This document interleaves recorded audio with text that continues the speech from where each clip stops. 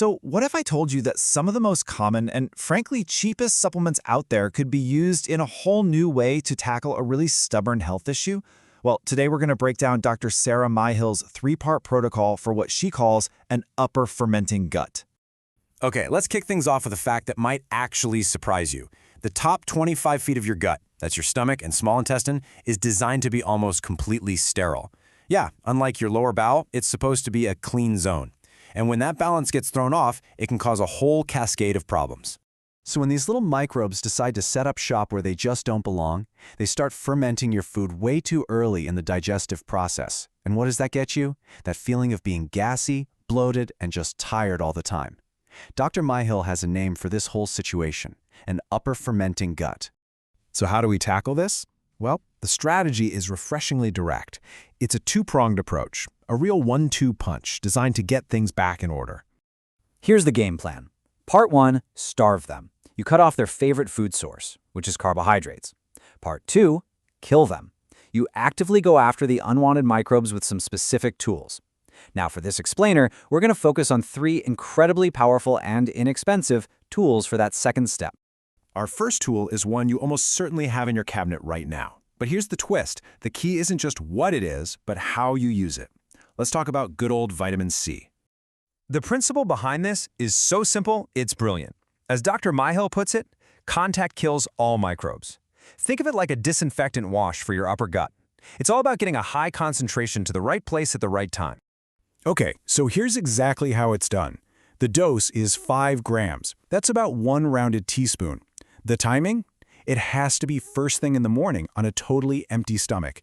And the method is key. You dissolve ascorbic acid powder in some warm water and you drink it all in one go. No sipping.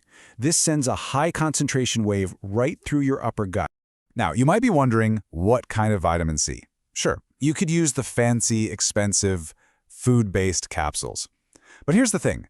Plain old ascorbic acid powder is biologically identical, it works just as well, and it is dramatically cheaper. That's what makes this protocol doable for pretty much anyone. Plus, drinking it actually coats the esophagus on the way down, which is a nice little bonus. You know, the thinking behind this is just so clever. Hitting your system with this first thing in the morning means you catch those microbes when they're most vulnerable. And because the vitamin gets absorbed in the upper gut, it never makes it down to disrupt your healthy, friendly bacteria in the lower gut. The only real pro tip? Just be sure to rinse your mouth out with some water afterwards to protect your teeth from the acid. All right, on to our second tool. This one is a real multitasking powerhouse. It's crucial for pretty much every tissue in your body, not just for your thyroid. We are talking about iodine. For this protocol, we're talking about 3 drops of 15% Lugol's iodine. But, and this is absolutely critical, you have to take this separately from the vitamin C. Why? Because one is an oxidizer and the other is an antioxidant.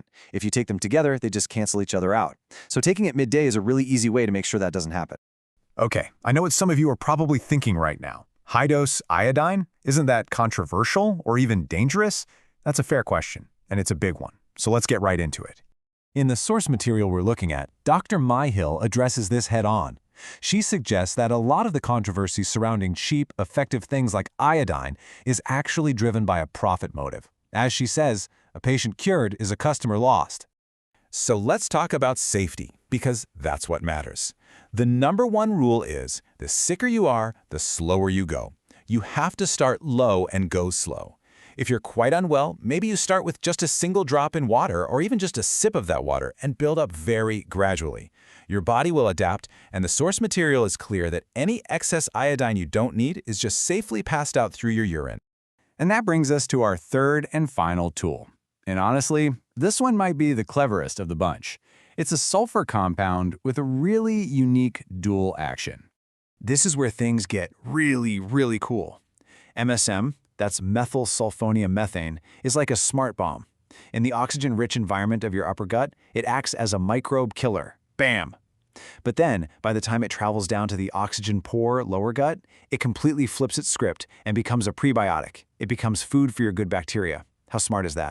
Now, to really clear things out and get the detox benefits, the protocol calls for a high dose period using 30 grams. But, and this is a really big but, you are not taking this every single day. Instead, you take it 3 times a week on alternating days, and there's a very specific reason for this. MSM is such a powerful detoxifier that it can also pull out beneficial minerals along with the bad stuff, like heavy metals. So those off days are your crucial refuel days to put all those essential minerals back in. Okay, so you've gone through the high-dose phase, you've done the deep clean. What happens after that? What does the long-term maintenance plan look like? Let's take a look. The long-term plan is really straightforward. The vitamin C and the iodine, those continue every single day for life. They become daily habits. The MSM, though, that drops way down to a small maintenance dose, about half a teaspoon just twice a week. That's to help your body keep up with managing the constant low-level exposure to environmental toxins we all face. So really, it all comes down to this one question. What if the most powerful tools to reclaim your health weren't some new, complicated, expensive drug, but were actually the simplest, cheapest things, just used in a really smart, targeted way? What you've learned here today is a framework, a new way to think, so you can have a much more informed conversation with your own healthcare provider about your gut health.